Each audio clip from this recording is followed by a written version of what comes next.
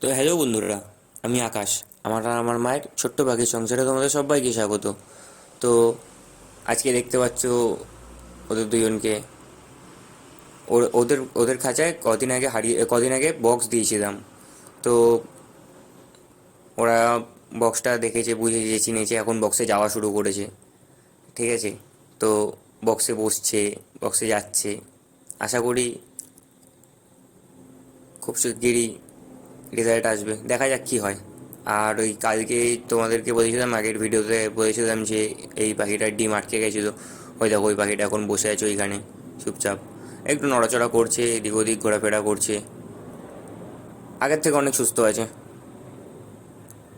তাও তো যদি কালকে ওটা না দেখতাম ঠিকঠাক টাইম মতো, ও যদি একটা রাত্রির এক্সট্রা থেকে যেত, হয়তো আজকে পাখিটাকে আমরা দেখতে পেতাম না। এই হচ্ছে ব্যাপার।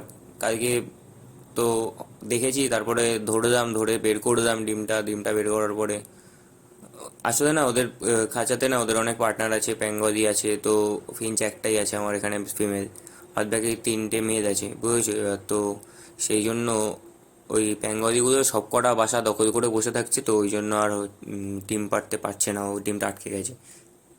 ওদেরকে খুব শিগগিরই মানে কাল পরশু আলাদা আলাদা করে দেবো।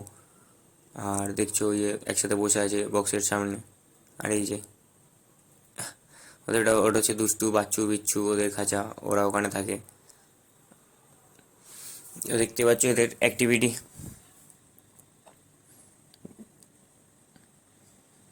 আর এখানে উল্টো হয়ে ঝুলছে।